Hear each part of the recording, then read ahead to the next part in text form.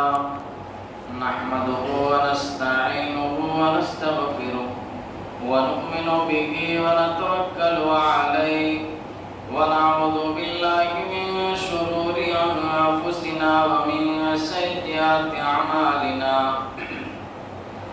من يهده الله فلا مضل له ومن يضلل فلا هادي له وأشهد أن لا إله إلا الله وحده لا شريك له وأشهد أن محمدا عبده ورسوله أما بعد فإن خير الحديث كتاب الله وخير الهدي هدي محمد صلى الله عليه وسلم وشر الأمور محدثاتها وكل محدثة بدعة وكل بدعة ضلالة وكل ضلالة في النار فأعوذ بالله السميع العليم من الشيطان الرجيم بسم الله الرحمن الرحيم قاف والقرآن المجيد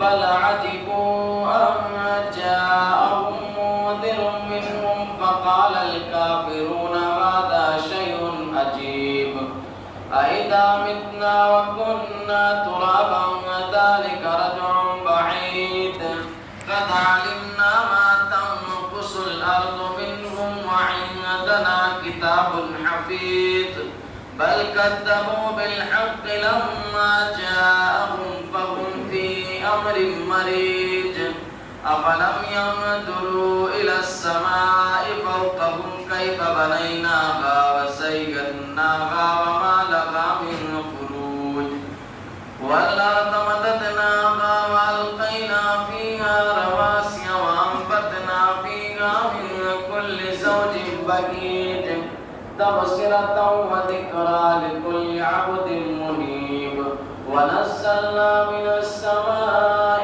ماء مباركا فأنبتنا به جنات وحب الحصيد والنخل باسقات لها طلع نضيد رزقا للعباد وأحيينا به بلدة ميتا كذلك الخروج كذبت قبلهم قوم نوح وأصحاب الرس وثمود وعاد وفرعون وإخوان لوط وأصحاب الأيكة وقوم تبع كل كذب الرسل فحق وعيد أفأعينا بالخلق الأول بل هم في لبس من خلق جديد وقال الله تعالى في مقام آخر أعوذ بالله من الشيطان الرجيم بسم الله الرحمن الرحيم لتجدن أشد الناس عداوة للذين آمنوا اليهود والذين أشركوا ولتجدن أقربهم مودة للذين آمنوا الذين قالوا إنا نصارى ذلك بأن منهم قسيسين ورهبانا وأنهم لا يستكبرون. حاضرین جمعہ،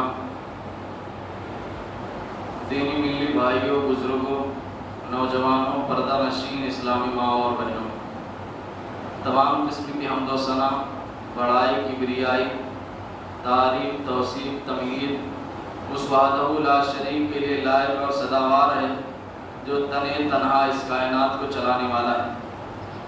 بعدہ انگنت درود و سلام نازل اللہ کے تمام نبیوں اور رسولوں پر، خاص طور پر آخری نبی جناب محمد الرسول اللہ صلی اللہ علیہ وسلم پر۔ اللہم صلی علی محمد وعلی آل محمد کما صلیت علی ابراہیم وعلی آل ابراہیم انکا حمید مجید۔ اللہم بارک علی محمد وعلی آل محمد کما بارکت علی ابراہیم وعلی آل ابراہیم انکا حمید مجید۔ حاضرین جمعہ، خطبہ جمعہ کا موضوع ہے یہودی اسلام کا سب سے بڑا دشمن۔ فضائے بدر پیدا کر فرشتے تیری نصرت کو فضائے بدر پیدا کر فرشتے تیری نصرت کو اتر سکتے ہیں گردوں سے قطار اندر قطار اپنی۔ دنیا میں اسلام کے ظہور ہونے کے ساتھ ہی دو بڑی مخالف طاقتیں ہر محاذ اور ہر موڑ پر اسلام کے آمنے سامنے رہی ہیں۔ وہ دو بڑی مخالف طاقتیں یہود و نصارہ ہیں، اس لیے کہ اسلام سے پہلے دنیا میں انہی دونوں مذاہب کا بول بالا تھا، اور یہ دونوں مذاہب بنی اسرائیل کی نسل میں سے تھے، یعنی حضرت یعقوب علیہ السلام کی اولاد میں سے تھے، اور دنیا کی علمی، مذہبی، اقتصادی اور سیاسی بساط پر یہی دونوں مذہب چھائے ہوئے تھے۔ یہ دونوں مذہب ایک دوسرے کے حریف اور دشمن ضرور تھے، لیکن ان دونوں مذہب کا کوئی مشترک حریف اور دشمن نہیں تھا، یعنی یہود و نصارہ شروع ہی سے ایک دوسرے کے دشمن تھے، لیکن یہود و نصارہ کا مشترک کوئی دوسرا دشمن نہیں تھا۔ اسی لیے میدان میں صدیوں تک یہود و نصارہ ایک دوسرے سے حریفائی، ایک دوسرے سے دشمنی، ایک دوسرے سے جنگ، ایک دوسرے سے قتال کے ساتھ بلا شرکت غیر دنیا پر حکمرانی کر رہے تھے۔ آپ کو معلوم ہوگا کہ آپ نے صلیبی جنگوں کے تعلق سے باتیں سنی ہوں گی اور پڑھی ہوں گی کہ جب بھی یہود کی طاقت حاصل ہوئی اور ان کو غلبہ حاصل ہوا تو انہوں نے نصرانیوں کو دوڑا دوڑا کر مارا، اور جب نصرانیوں کو گویا کی حکومت حاصل ہوئی تو انہوں نے یہودیوں کو بھی مارا ہے۔ تو یہ صلیبی جنگیں چلتی رہی اور شروع ہی سے یہ دونوں ایک دوسرے کے دشمن تھے، لیکن ان دونوں کا مشترک کوئی دشمن نہیں تھا، اسی لیے برسوں اور صدیوں تک یہ دونوں ایک دوسرے سے لڑائی کرتے رہے۔ یہودیت اور نصرانیت جو کہ یہ آسمانی مذاہب تھے، اور حضرت یہودی حضرت عیسیٰ علیہ السلام پر نازل شدہ تورات اور عیسائی حضرت عیسیٰ علیہ السلام پر نازل شدہ انجیل کو بغل میں دبائے ہوئے تھے، اس لیے کہ حضرت موسیٰ علیہ السلام اور حضرت عیسیٰ علیہ السلام یہ دونوں حضرت ابراہیم علیہ السلام کی نسل سے تعلق رکھتے تھے، اور حضرت ابراہیم علیہ السلام کو اپنا جد اعلیٰ اور اپنا مرشد مانتے تھے، اسی لیے یہ دونوں عالمی قدیم مذاہب اور صاحب کتاب ہونے کی وجہ سے یہ دونوں ایک دوسرے پر اپنی دینی برتری ثابت کرنے کے لیے ہمیشہ ایک دوسرے سے جنگیں کرتے رہے، ہمیشہ ایک دوسرے سے لڑائیاں یہ دونوں کرتے رہے، اور یہ دونوں حضرت ابراہیم علیہ السلام کی طرف اپنی نسبت کر کے دعویٰ کرتے تھے۔ یہودی کہتے تھے کہ حضرت ابراہیم علیہ السلام یہودی تھے، اور نصارہ کہتے تھے کہ حضرت ابراہیم علیہ السلام عیسائی تھے۔ اللہ رب العالمین نے قرآن مجید میں اہل کتاب یعنی یہود و نصارہ کی ان دونوں دعووں کو باطل قرار دیا۔ اللہ رب العالمین نے فرمایا کہ ما کان ابراہیم یہودیا ولا نصرانیا ولکن کان حنیفا مسلما وما کان من المشرکین، کہ ابراہیم علیہ السلام نہ یہودی تھے ولا نصرانیا اور نہ ہی نصرانی تھے، ولکن کان حنیفا مسلما، لیکن ابراہیم علیہ السلام یک طرفہ خالص مسلمان تھے، وما کان من المشرکین، اور ابراہیم علیہ السلام مشرکوں میں سے بھی نہیں تھے۔ اسی طرح سے یہودی حضرت عیسیٰ علیہ السلام اور ان کی والدہ حضرت مریم علیہ السلام پر انتہائی فحش الزامات بھی لگائے، حتیٰ کہ عیسائیوں نے یہودیوں پر بھی الزام لگایا اور کہا کہ انہوں نے حضرت عیسیٰ علیہ السلام کو سولی پر چڑھا دیا ہے، ان کے یعنی عیسائیوں کے عقیدے کے مطابق۔ یعنی یہ دونوں ایک دوسرے پر الزام لگاتے رہے، اور ان کی جنگی مہم شدت سے جاری تھی، اور ان دونوں یہود و نصارہ کا مرکز ملک شام اور فلسطین تھا۔ یہ دونوں مذاہب آسمانی مذاہب تھے، اسی لیے تورات اور انجیل کی ہزار تحریف کے باوجود آپ صلی اللہ علیہ وسلم کے اور آخری نبی ہونے کی واضح بشارتیں تورات اور انجیل میں موجود تھیں، اور حضرت موسیٰ علیہ السلام اور حضرت عیسیٰ علیہ السلام کی پیشین گوئیوں میں آخری نبی کے متعلق بھی واضح اشارات موجود تھے۔ اسی لیے یہود و نصارہ دونوں آخری نبی کی بعثت کا شدت سے انتظار کر رہے تھے، اس لیے کہ عیسیٰ علیہ السلام نے بھی بتایا تھا کہ آخری نبی ایک آنے والا ہے، اور موسیٰ علیہ السلام نے بھی بشارت دی تھی کہ ایک آخری نبی اس دنیا میں آنے والے ہیں، اور ان کی نشانیاں اور ان کے دلائل بتائے تھے۔ اسی لیے یہود و نصارہ دونوں بڑی شدت سے آخری نبی جناب محمد الرسول اللہ صلی اللہ علیہ وسلم کا انتظار کر رہے تھے۔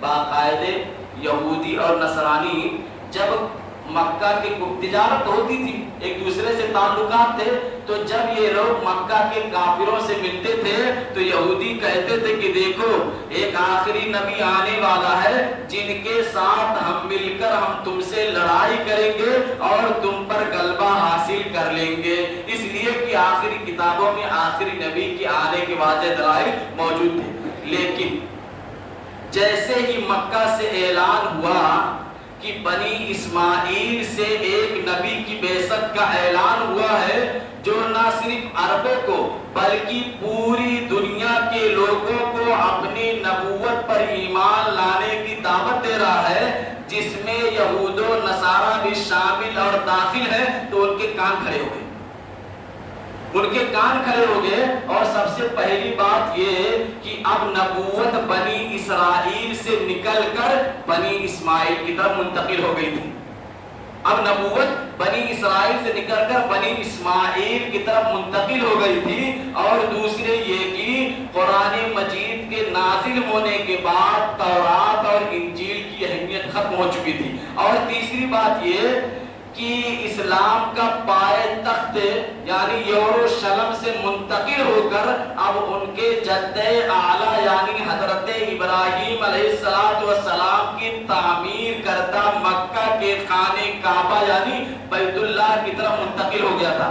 اور چوتھی یہ کہ قرآن مجید اور اسلام نے یہود و نصارہ کے جھوٹے عقائد اور قصوں اور کہانیوں کا قرآن مجید اور اسلام نے پردہ فاش کر دیا تھا، اور خصوصاً یہود و نصارہ نے اپنے انبیاء سابقین اور خاص طور پر حضرت عیسیٰ علیہ السلام اور مریم علیہ السلام کے تعلق سے جو لوگوں میں باتیں بیان کی تھی اور تورات اور انجیل میں تحریف کر دیا تھا، اور توحید کے بجائے عقیدے تثلیث کے قائل ہو کر گویا کہ عیسائیت کی اس بھی بنیاد تھی۔ اور پانچواں سبب یہ تھا کہ ساتھ ہی میں انہیں اسلام کی بڑھتی ہوئی طاقت سے یہ خطرہ محسوس ہونے لگا، اور ساتھ ہی میں قیصر و کسریٰ کے محل لرزتے دکھائی دینے لگے۔ تو جب یہود و نصارہ کو یہ یقین ہو گیا کہ اب اگر خاموش رہا گیا، اب اگر چپ رہا گیا تو گویا کہ اسلام کی شعائیں پوری دنیا میں پھیل جائیں گی، اور یہ یہود و نصارہ دونوں کے لیے مشترک خطرہ ہے۔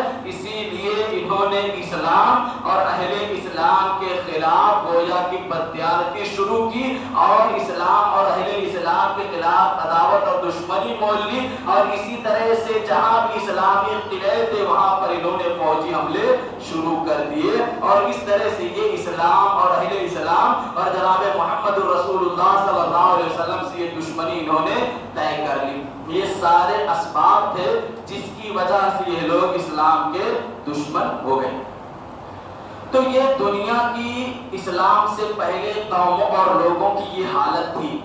اللہ رب العالمین نے جناب محمد الرسول اللہ صلی اللہ علیہ وسلم کی بعثت کے ذریعے اس کھٹا ٹوٹ تاریکی کے اندر رسالت کا ایک چمکتا ہوا سورج نمودار کیا، اور ان کے ذریعے سے گویا کی دنیا کے تمام لوگوں پر اتنا بڑا احسان کیا کہ لوگ اللہ رب العالمین کے شکریہ کا حق ادا نہیں کر سکتے ہیں۔ آپ کی رسالت کی وجہ سے پوری دنیا اور پوری سرزمین جگمگا اٹھی، ہر چہار جانب سے اسلام کی روشنی پھیل گئی، اور اس رب العالمین لم یزل کا بے پناہ شکر اور احسان ہے کہ جس نے محمد صلی اللہ علیہ وسلم کے ذریعے ہمیں گمراہی سے بچایا اور تاریکی سے بچایا، اور ہدایت کے ایسے نور ہمیں ہدایت فرمائے کہ جو قیامت تک بند ہونے والے نہیں ہیں۔ اور اسی اسلام کے ذریعے سے ہم نے غیر المغضوب علیہم ولا الضالین کی شناخت اور پہچان بھی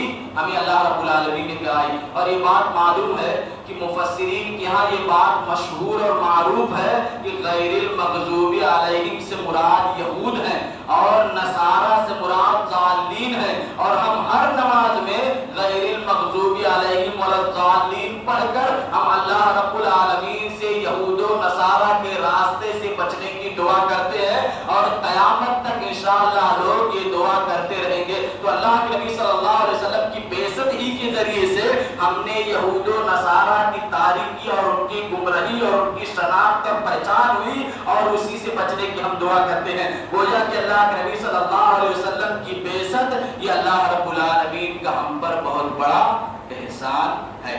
جیسا کہ اللہ رب العالمین نے خود بیان کیا کہ لقد من اللہ علی المؤمنین اذ بعث فیہم رسولا من انفسہم یتلو علیہم آیاتہ ویزکیہم ویعلمہم الکتاب والحکمہ وان کانوا من قبل لفی ضلال مبین. کہ اللہ رب العالمین نے مومنوں پر بڑا احسان یہ کیا کہ ان میں انہی کے لیے ایک رسول بھیجا یتلو علیہم آیاتہ ویزکیہم کہ جو اللہ رب العالمین کی آیتیں انہیں پڑھ کر سناتے ہیں ویزکیہم اور کا تزکیہ کرتے ہیں وَيُعَلِّمُهُمُ الْكِتَابَ وَالْحِکْمَةَ اور انہیں کتاب اور حکمت کی باتیں بتاتے ہیں. وَإِنْ كَانُوا مِنْ قَبْلُ لَفِي ضَلَالٍ مُبِينٍ کہ جبکہ اس سے پہلے لوگ کھلی گمراہی میں تھے.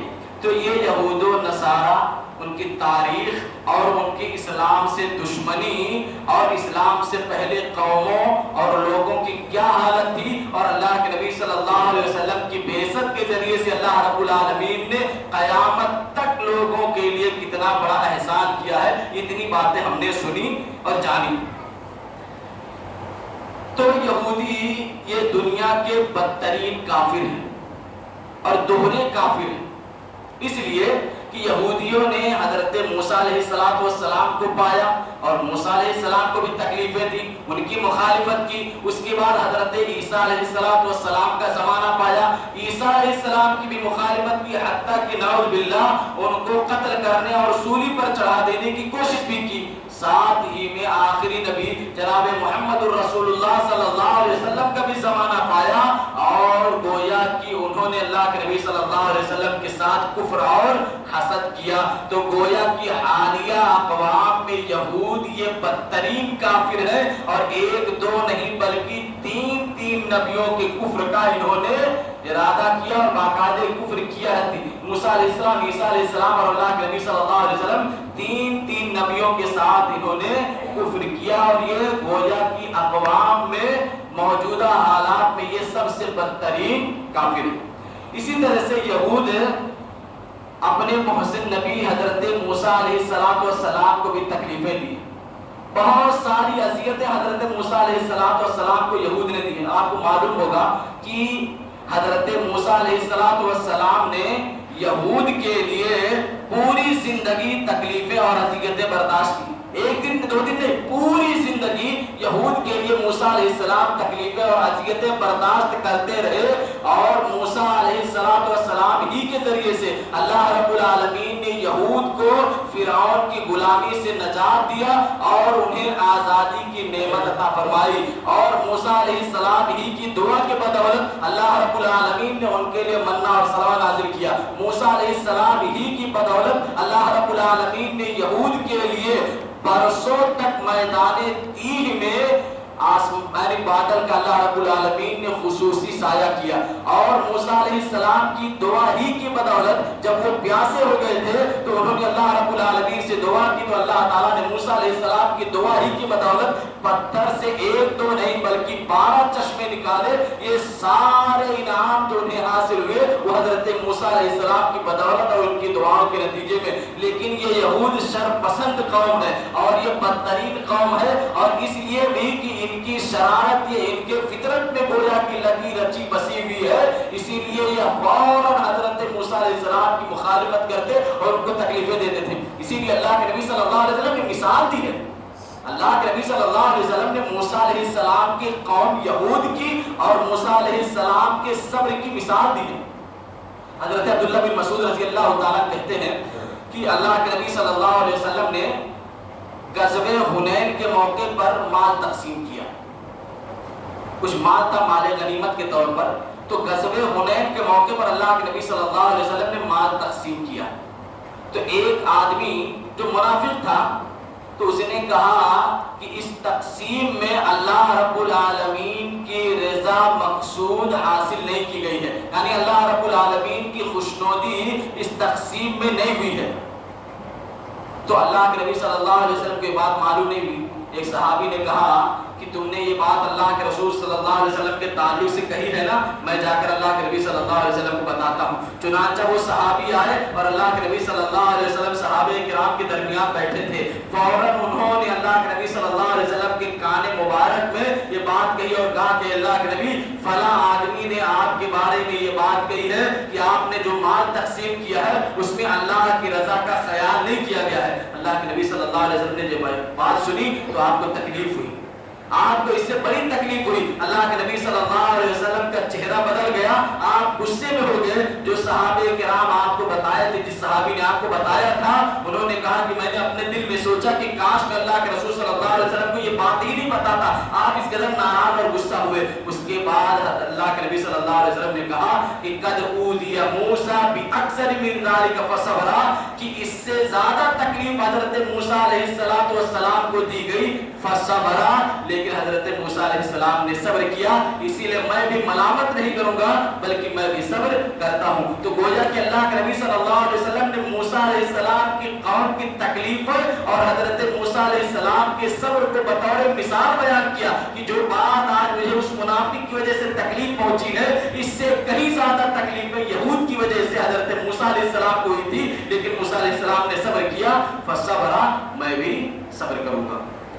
اسی طرح سے یہودی یہ بڑی جھوٹی اور بدترین قوم ہے، یہ بڑی جھوٹی اور بدترین قوم ہے. حضرت انس بن مالک رضی اللہ تعالیٰ کہتے ہیں کہ جب حضرت عبداللہ بن سلام رضی اللہ تعالیٰ اسلام قبول کر لیے تو اللہ کے نبی صلی اللہ علیہ وسلم سے انہوں نے کہا کہ اللہ کے نبی صلی اللہ علیہ وسلم اگر آپ کے پوچھنے سے پہلے یہود کو میرے بارے میں معلوم ہو جائے گا کہ میں نے اسلام قبول کر لیا ہے تو اللہ کے رسول مجھ پر تہمتیں لگائیں گے، مجھ کو برا بھلا کہیں گے. چنانچہ اللہ کے نبی صلی اللہ علیہ وسلم بیٹھے تھے، کچھ یہودی آئے تو اللہ کے نبی صلی اللہ علیہ وسلم نے ان سے کہا کہ بھائی عبداللہ بن سلام کیسے آدمی ہیں، عبداللہ بن سلام کون آدمی ہیں، کون سے صاحب ہیں؟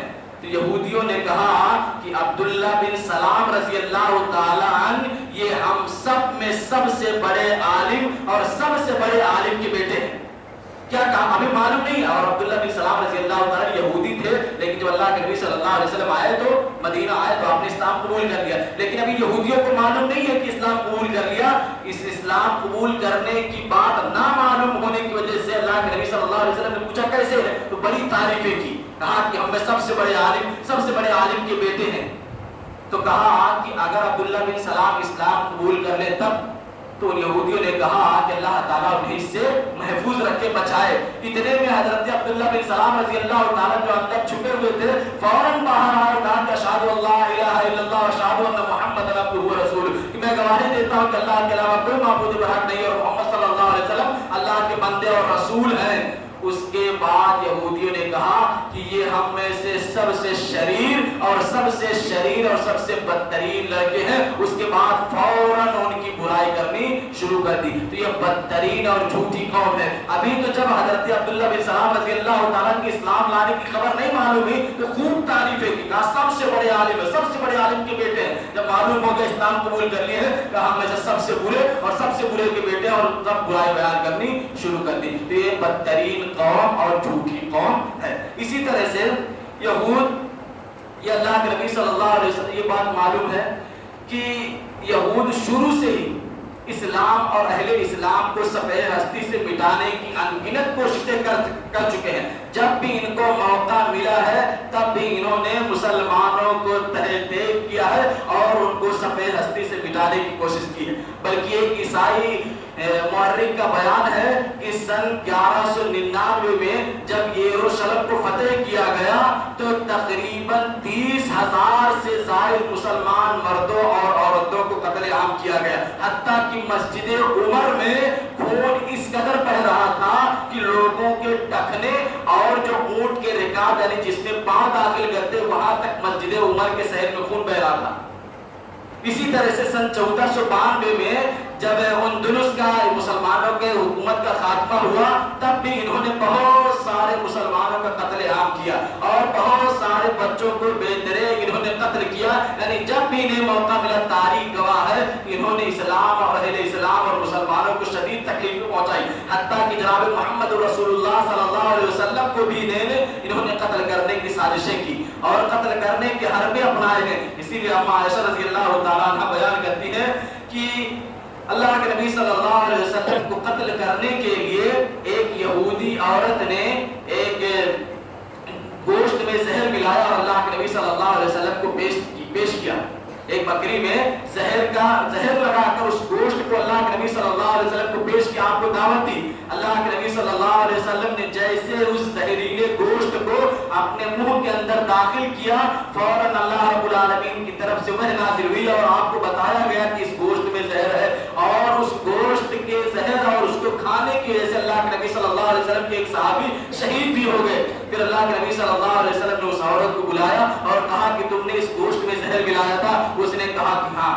कहा क्यों? कहा कि इसलिए ताकि हमको मालूम हो जाए कि अगर आप अल्लाह के सच्चे नबी हैं तो आप इस गोश्त से हिलाक नहीं होंगे, और अगर आप झूठे नबी हैं तो हमें आपसे छुटकारा मिल जाएगा। सहाबे किराम ने गोया कि उस औरत को इसलिए कत्ल किया था कि उस जहरीले गोश्त की वजह से एक सहाबी रसूल का इंतकाल हो गया था। इसीलिए हजरत अनस रज़ी अल्लाह तआला कहते हैं कि मैं उस जहर को अल्लाह के नबी सल्लल्लाहु अलैहि वसल्लम के हलक के अंदर देख रहा था और महसूस कर रहा था। इसीलिए अम्मा आयशा रज़ी अल्लाह तआला अन्हा कहती है कि अल्लाह के नबी सल्लल्लाहु अलैहि वसल्लम अपने बीमारी के आखिरी दिनों में अल्लाह के नबी सल्लल्लाहु अलैहि वसल्लम ने मरजुल मौत में कहा था कि आयशा, जो मैंने वो जहरीले बकरी का गोश्त खा लिया था, आज भी मुझे उसकी तकलीफ महसूस हो रही है। गोया कि अल्लाह के नबी ने आखिरी अय्याम में और मौत से बिल्कुल करीब कहा था कि जो मैंने खैबर के मौके पर जो जहरीला गोश्त खा लिया था, आज भी उसकी जहर की गोया के असरात मेरे हलक के अंदर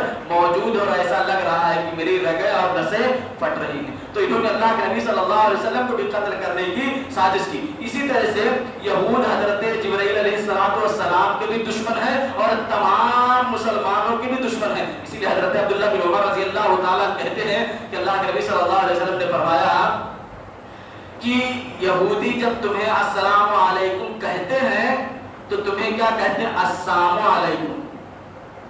अस्सलाम का मतलब होता है कि तुम पर अस्सलामु अलैकुम, तुम पर सलामती हो, और अस्सलामु अलैकुम का मतलब होता है कि तुम पर मौत हो। तो जब यहूदी मुसलमानों से सलाम करते तो अस्सलामु अलैकुम नहीं कहते, अस्सलामु अलैकुम, यानी मुसलमानों तुम पर मौत हो। अल्लाह के नबी सल्लल्लाहु अलैहि वसल्लम ने कहा कि तुमसे दुश्मनी में कहते हैं, इसीलिए जब तुम्हें ये कहें कि अस्सलामु अलैकुम तुम पर मौत हो, तो तुम सिर्फ इतना कह दिया करो व अलैकुम, तुम पर भी। जवाब में क्या कहो? वो अलैकुम। इसीलिए चंद यहूदी अल्लाह के नबी सल्लल्लाहु अलैहि वसल्लम की खिदमत में आए और दूर से ही कहा अस्सलामु अलैकुम। आप सोचिए कि अल्लाह के नबी सल्लल्लाहु अलैहि वसल्लम कैसी खिलाफ साजिशें इनकी। आपको किसकी दावत दे रहे हैं और किसकी दुआ दे रहे हैं? बद्दुआ कि अस्सलामु अलैकुम, अल्लाह के रसूल आप पर मौत, नौजुबिल्लाह। दूर से उन्होंने कहा कि अल्लाह के नबी सल्लल्लाहु अस्सलामु अलैकुम आप पर मौत हो। हजरत आयशा रज़ी अल्लाह तआला बैठे थे, सुन लिया, फौरन गुस्सा हो गई और कहा कि वालेकुम अस्सलाम व लाना, कि तुम पर भी मौत तारी और अल्लाह की लानत हो। तो अल्लाह के नबी सल्लल्लाहु अलैहि वसल्लम ने कहा कि आयशा ऐसा ना कहो। तो हज़रत आयशा रज़ी अल्लाह तआला अन्हा ने कहा कि अल्लाह के नबी आपने सुना नहीं कि इन्होंने क्या कहा है? अल्लाह के नबी सल्लल्लाहु अलैहि वसल्लम ने कहा आयशा मैंने सुना इन्होंने क्या कहा है, इसीलिए मैंने वालई कहकर उनकी बद्दुआ को उन्हीं पर लौटा दिया है। तो ये इस्लाम और अहले इस्लाम के सबसे बड़े दुश्मन भी हैं। इसलिए अल्लाह रब्बुल आलमीन ने कहा है कि लतजिदन्ना अशद्दन्नासि अदावतन लिल्लज़ीना आमनुल यहूद वल्लज़ीना अशरकू, कि ईमान वालों के सबसे बड़े दुश्मन ये यहूदी हैं और मुशरिकीन हैं। तो इसी आयत से ये जुमा का मौजू भी था कि यहूदी इस्लाम का सबसे बड़ा दुश्मन है, और यहूदी इस्लाम और मुसलमानों के नहीं बल्कि फरिश्तों के भी दुश्मन, हजरत जिब्रील अलैहिस्सलाम के दुश्मन है। अल्लाह के नबी सल्लल्लाहु अलैहि वसल्लम जब मदीना तशरीफ लाए, हजरत अनस रज़ी अल्लाह तआला बयान करते हैं कि हजरत अब्दुल्लाह बिन सलाम रज़ी अल्लाह तआला कि जो अपने बाग में फल चुन रहे थे, तो जब मालूम हुआ कि मक्का से एक नबी आए हैं और वो मदीना में हिजरत करके आए हैं, तो फौरन वो अपने बाग से अल्लाह के नबी सल्लल्लाहु अलैहि वसल्लम की खिदमत में आए और कहा कि अल्लाह के नबी सल्लल्लाहु अलैहि वसल्लम मैं आपसे सिर्फ 3 सवाल करूंगा, میں آپ سے صرف 3 سوال کروں گا اور میرے ان 3 سوالوں کا جواب نبی کے علاوہ کوئی نہیں دے سکتا ہے. کیوں؟ حضرت عبداللہ بن سلام رضی اللہ تعالیٰ یہودی تھے اور انہوں نے تورات پڑھی تھی اور اس میں جو انبیاء کرام اور اس کی نشانیاں تھی اس کو معلوم تھا. اسی لیے کہا کہ اللہ کے رسول میں آپ سے صرف 3 سوال کروں گا جو نبی کے علاوہ کوئی بھی ان تینوں سوالوں کا جواب نہیں دے پائے گا. تو پوچھا کہ پہلا سوال یہ ہے کہ قیامت کی سب سے پہلی نشانی کیا ہے، اور کہا کہ دوسرا سوال یہ ہے کہ اہل جنت کا سب سے پہلا کون سا کھانا ہوگا. اہل جنت کی جو دعوت ہوگی سب سے پہلے اس دعوت میں کیا چیز کھلائی جائے گی، کون سا کھانا ہوگا. اور تیسرا سوال یہ ہے کہ مرد اور عورت میں بچہ کبھی ماں کی شکل کا ہوتا ہے اور کبھی باپ کی شکل کا ہوتا ہے، ایسا کیوں ہوتا ہے. یہ تینوں سوال حضرت عبداللہ بن سلام رضی اللہ تعالیٰ نے اللہ کے نبی صلی اللہ علیہ وسلم سے کیا. تو اللہ کے نبی صلی اللہ علیہ وسلم نے کہا کہ عبداللہ بن سلام ابھی حضرت جبریل علیہ السلام میرے پاس آئے ہیں اور انہوں نے مجھے ان تینوں سوالوں کا جواب بتایا ہے. تو حضرت عبداللہ بن سلام رضی اللہ تعالیٰ نے کہا کہ اللہ کے رسول جبریل علیہ السلام کہا کہ یہود تو حضرت جبریل علیہ السلام کے دشمن ہیں. تو اللہ کے نبی صلی اللہ علیہ وسلم نے قرآن مجید کی آیت تلاوت کی کہ قل من کان عدوا لجبریل فإنه نزله على قلبك بإذن الله مصدقا لما بين يديه من التوراة. ہے نا کہ وہ جبرائیل علیہ السلام کے اللہ کے نبی کہہ دیجئے کہ جو جبرائیل علیہ السلام سے دشمنی مول لے جبکہ وہ اللہ رب العالمین کے حکم سے آپ پر قرآن نازل کرتے ہیں، تو جو اللہ سے فرشتوں سے دشمنی مول لے ان کا دشمن اللہ رب العالمین ہے. تو یہ گویا کہ حضرت جبرائیل علیہ السلام کے دشمن تھے. پھر حضرت اللہ کے نبی صلی اللہ علیہ وسلم نے حضرت عبداللہ بن سلام رضی اللہ تعالیٰ کے سوالوں کا جواب دیا اور کہا کہ قیامت کی پہلی نشانی یہ ہوگی کہ ایک آگ نکلے گی جو لوگوں کو مشرق سے مغرب کی طرف کھینچ کر اور دھکیل کر لے جائے گی. اور کہا کہ جنتیوں کے سب سے پہلا کھانا اور سب سے پہلی چیز جو پیش کی جائے گی وہ مچھلی کی کلیجی ہوگی جو اس کا پڑا ہوا اوپری حصہ ہے. اور کہا کہ بچہ کبھی ماں کے اور باپ کی شکل اس لیے ہوتا ہے کہ جب عورت کی منی مرد کی منی پر غالب ہو جاتی ہے تو گویا کہ وہ ماں کی شکل کا ہوتا ہے، اور جب مرد کے پانی پر عورت کا پانی غالب آ جاتا ہے تو بچہ باپ کی شکل کا ہوتا ہے. حضرت عبداللہ بن سلام رضی اللہ تعالیٰ نے کہا کہ اللہ کے نبی صلی اللہ علیہ وسلم آپ نے سچ کہا ہے، اور اسی وقت وہ اسلام قبول کر لیا اور مسلمان ہو گئے. یہ چند باتیں تھیں جو یہودیوں کے تعلق سے بیان کی گئی. اللہ تعالیٰ سے دعا ہے کہ جو بھی باتیں قرآن و حدیث کی روشنی میں بیان کی گئی ہیں سننے کے ساتھ ساتھ ہم سب کو عمل پیدا ہونے کی توفیق دے. اے اللہ ہم میں سے جو کوئی بھی مسلمان بھائی پریشان حال ہے اللہ تو ان کی غیب سے مدد فرما. اے اللہ تو ہمارے تمام مسلمان بھائیوں کو جہاں کہیں بھی پریشان حال ہے ستائے جا رہے ہیں اللہ رب العالمین ان کی مدد فرما. اے اللہ ہم میں سے جو بھی اولاد اور نیک اور صالح اولاد عطا فرما. اے اللہ جو بھائی بہن اس دنیا سے جا چکے اللہ ان کی مغفرت فرما. اے اللہ جو بھائی بہن اس دنیا میں موجود اللہ علیہ صراط مستقیم پر قائم رکھ. اے اللہ تو ہمارے ماں باپ کی مغفرت فرما. اے اللہ جو بھی بھائی مسلمان اس دنیا سے جا چکے اللہ تو ان کے قبروں میں نور سے بھر دے. اے اللہ جو بھائی مقروض ہیں ان کی قرض کی ادائیگی کا راستہ نکال دے. آمین و آخر دعوانا